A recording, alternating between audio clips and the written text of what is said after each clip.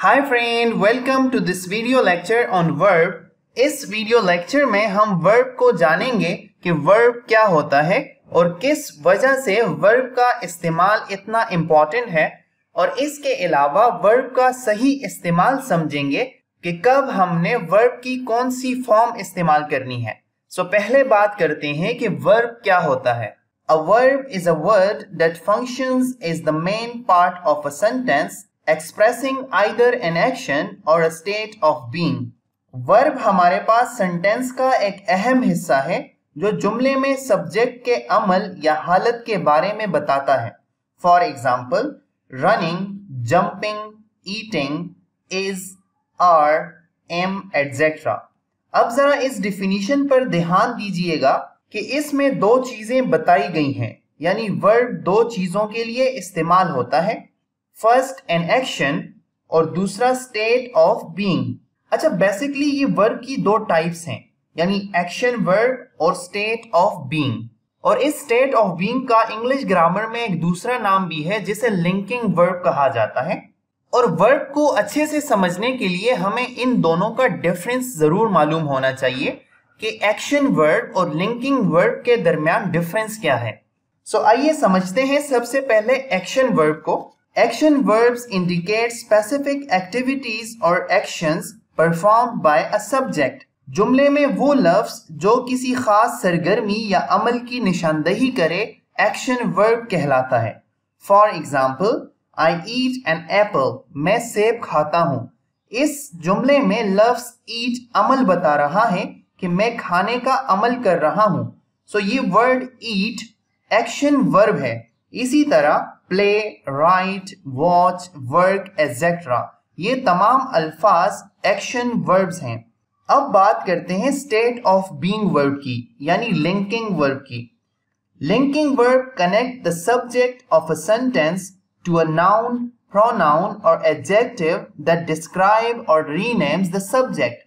ऐसे अल्फाज जो जुमले में सब्जेक्ट को नाउन, प्रोनाउन या किसी एडजेक्टिव के साथ जोड़े यानी कनेक्ट करें, लिंकिंग वर्ब कहलाते हैं। For example, Ali is a doctor, Ali doctor है।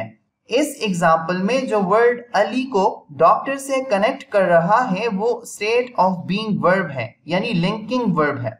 आप देख सकते हैं कि इस एग्जाम्पल में अली सब्जेक्ट है और डॉक्टर एडजेक्टिव है, और इन दोनों वर्ड्स को इज, जो कि लिंकिंग वर्ब है, एक दूसरे के साथ जोड़ने का काम कर रहा है। सो लिंकिंग वर्ब हमारे पास सिर्फ सेंटेंस में सब्जेक्ट को किसी दूसरे वर्ड के साथ जोड़ रहा होता है, जैसा कि are, am, was, were, etcetera. ये तमाम वर्ड्स लिंकिंग वर्ब कहलाते हैं। सो डियर फ्रेंड, उम्मीद करता हूं कि अब आप एक्शन वर्ब और लिंकिंग वर्ब में डिफरेंस कर सकेंगे। अच्छा, तो प्रैक्टिस के लिए ये दो सेंटेंस आपको शो हो रहे हैं। इनमें से बताइए कि एक्शन वर्ब किस सेंटेंस में यूज हुआ है।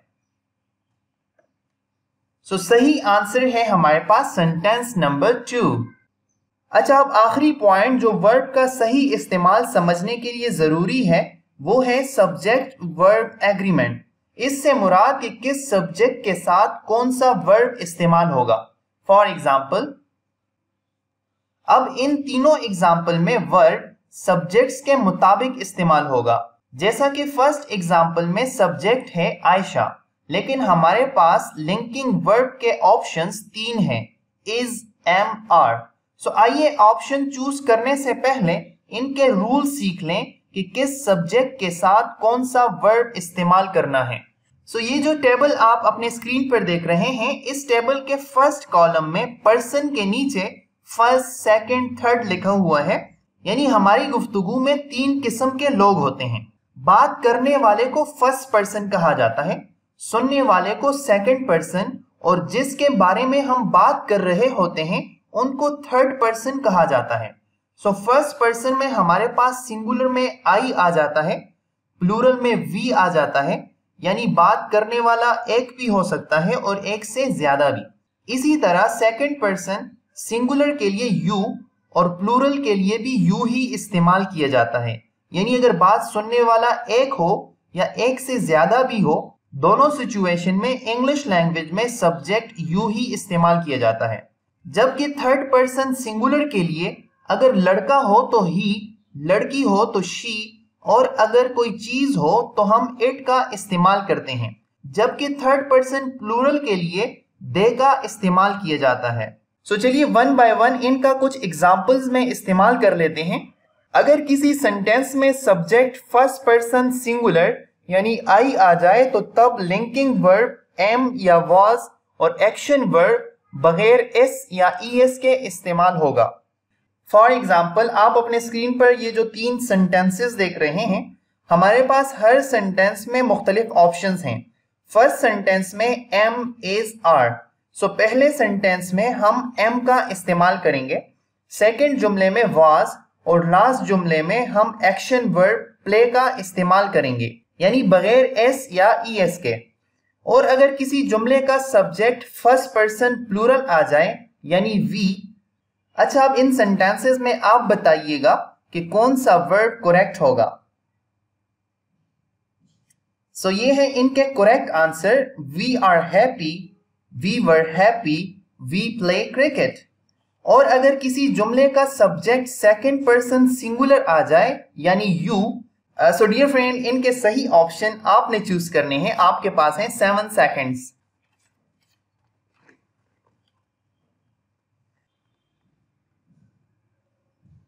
तो करेक्ट चॉइसेस हैं हमारे पास you are happy, you were happy and you play cricket.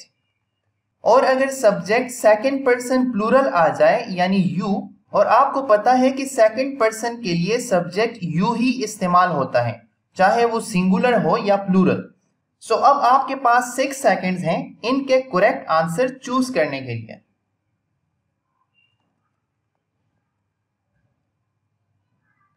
तो इनमें भी सेम वर्ब यूज करने हैं जैसे कि सेकंड पर्सन सिंगुलर में किए हमने, you are happy, you were happy and you play cricket. अब नेक्स्ट सब्जेक्ट है हमारे पास थर्ड पर्सन सिंगुलर। सो पहले आप करेक्ट आंसर चूज कीजिए 10 सेकंड में।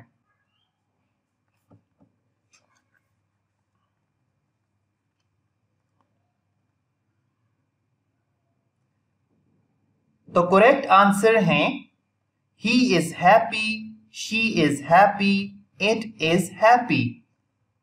He was happy, she was happy, it was happy. He plays cricket, she plays cricket, it plays। सो आपने देखा कि लास्ट के 3 सेंटेंसेस में हमने एक्शन वर्ब के साथ s का इजाफा किया है यानी PLAYS, plays। सो सिर्फ यही 3 सब्जेक्ट हैं जिनके साथ जब हम एक्शन वर्ब इस्तेमाल करेंगे तो तब हम s या es का इजाफा करेंगे। अब लास्ट सब्जेक्ट है हमारे पास थर्ड पर्सन प्लूरल यानी दे। लेकिन अब आपके पास सिर्फ 5 सेकंड्स हैं करेक्ट आंसर सिलेक्ट करने के लिए।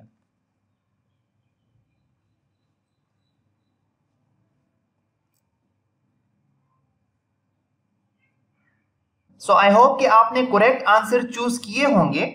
दे are happy, they were happy and they play cricket. So dear friend इस वीडियो में हमने ग्रामर का इंतहाई इंपॉर्टेंट टॉपिक वर्ब को समझा है, जिसमें से हमने वर्ब की बेसिक डिफिनीशन को समझा, देन वर्ब की 2 टाइप्स को समझा यानी एक्शन वर्ब और लिंकिंग वर्ब, और सबसे लास्ट में हमने सब्जेक्ट वर्ब एग्रीमेंट को समझा कि कौन सा सब्जेक्ट किस वर्ब के साथ इस्तेमाल करना होता है। सो मैं उम्मीद करता हूं कि ये वर्ब का टॉपिक आपको अच्छे से समझ आ चुका होगा। नेक्स्ट लेक्चर में हम वर्ब के हवाले से कुछ मजीद पॉइंट्स पर बात करेंगे।